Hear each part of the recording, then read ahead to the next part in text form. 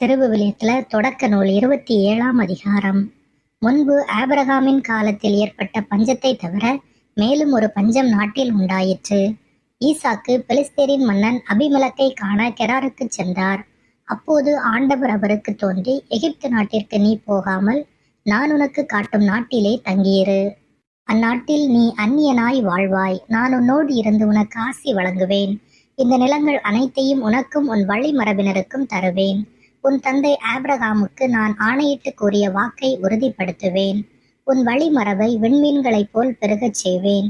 உன் வழிமரபினருக்கு இந்த நிலங்கள் அனைத்தையும் தருவேன். உலகின் அனைத்து இனத்தாரும் உன் வழிமரபின் மூலம் தங்களுக்கு ஆசி கூறிக் கொள்வர்.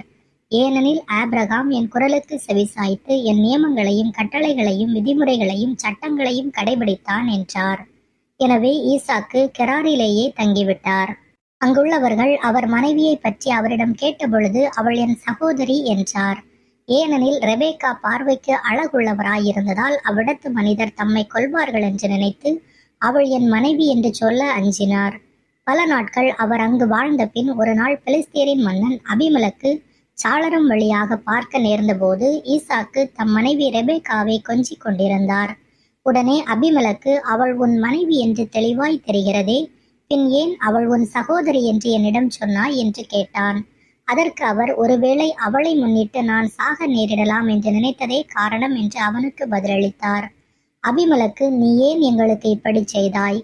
குடிமக்களுள் எவனாகிலும் உன் மனைவியோடு படுத்திருந்தால் பழி எங்கள் மீது அல்லவா விழச் செய்திருப்பாய் என்றான். மேலும் இந்த மனிதனையோ அவன் மனைவியையோ தொடுபவன் கொல்லப்படுவது உறுதி என்று அபிமெலக்கு தன் மக்கள் அனைவருக்கும் எச்சரிக்கை விடுத்தான். ஈசாக்கு அந்த நாட்டில் பயிரிட்டு அதே ஆண்டில் 100 மடங்கு அறுவடை செய்தார். ஆண்டவர் அவருக்கு ஆசி வழங்கினார். அவர் செல்வமுடையவர் ஆனார். செல்வத்திற்கு மேல் செல்வம் பெற்று மாபெரும் செல்வரானார்.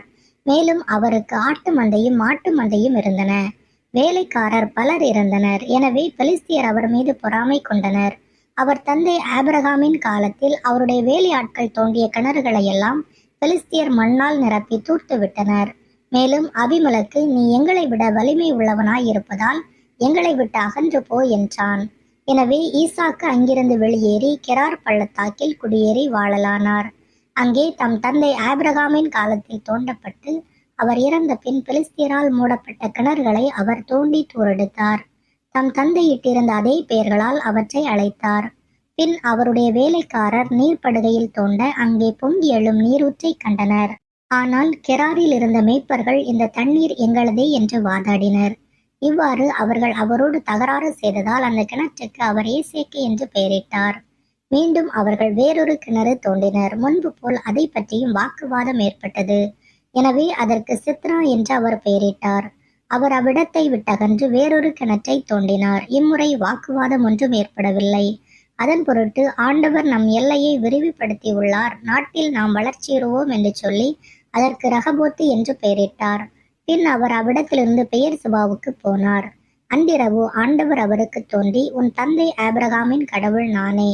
அஞ்சாதே, ஏனெனில் நான் உன்னோடு இருக்கிறேன். உனக்கு ஆசி வழங்கி என் ஊழியன் ஆபிரகாமின் பொருட்டு உனது வழிமரபை பெருகச் செய்வேன் என்றார். எனவே ஈசாக்கு அங்கே ஒரு பலிபீடம் எழுப்பி ஆண்டவரது திருப்பெயரை போற்றினார். அங்கே கூடாரம் அடித்து தங்கினார். ஈசாக்கின் வேலைக்காரர் அங்கே ஒரு கிணறு வெட்டினர். அப்பொழுது கெராரிலிருந்து அபிமெலக்கு தன் உற்ற நண்பன் அகுசாத்துடனும் படைத்தலைவன் பிக்கோலுடனும் அவரிடம் வந்தான். அப்பொழுது, நீங்கள் என்னை வெறுத்து உங்களிடமிருந்து விரட்டிவிட்டு இப்பொழுது என்னிடம் வருவது ஏன் என்றார். அவர்கள் மறுமொழியாக, ஆண்டவர் உம்மோடு இருக்கிறார் என்று தெளிவாக கண்டோம். ஆதலால் நமக்குள் எங்களுக்கும் உமக்கும் இடையே ஒரு ஒப்பந்தம் செய்து கொள்வோம்.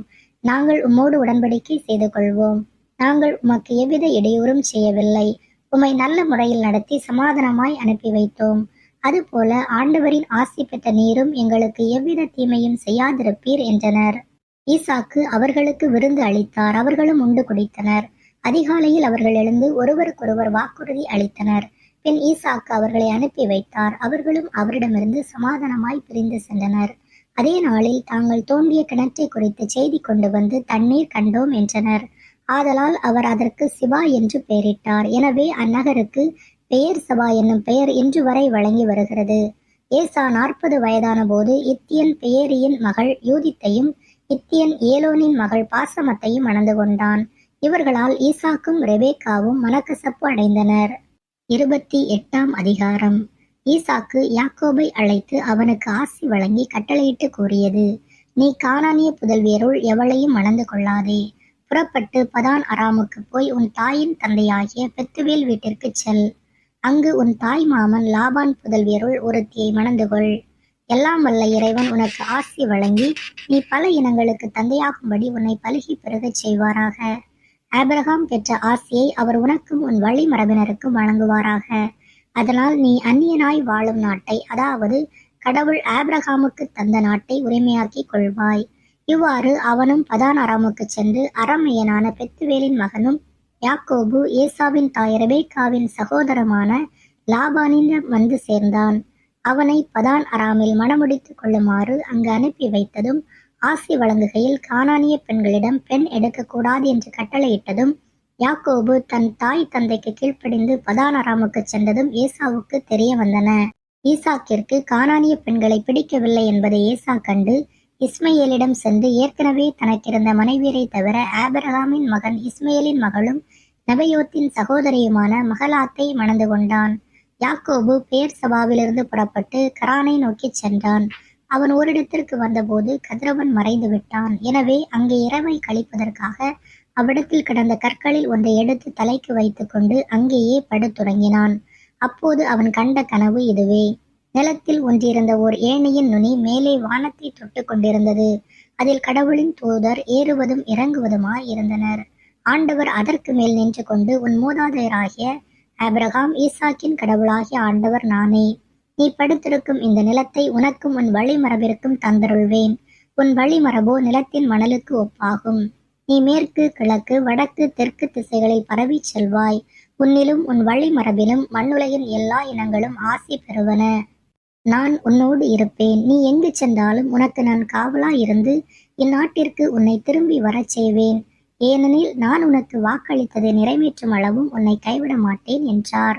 யாக்கோபு தூக்கம் தெளிந்து, உண்மையாகவே ஆண்டவர் இவ்விடத்தில் இருக்கிறார், நானோ இதை அறியாதிருந்தேன் என்று அச்சமடைந்து, இந்த இடம் எவ்வளவு அச்சத்திற்குரியது! இதுவே இறைவனின் இல்லம், விண்ணுலகின் வாயில் என்றார். பிறகு யாக்கோபு அதிகாலையில் எழுந்து தலைக்கு வைத்திருந்த கல்லை எடுத்து நினைவு தூணாக அதை நாட்டி அதன் மேல் எண்ணெய் வார்த்து லூசு என்று வழங்கி அந்த நகருக்கு பெத்தேல் என்று பெயரிட்டார்.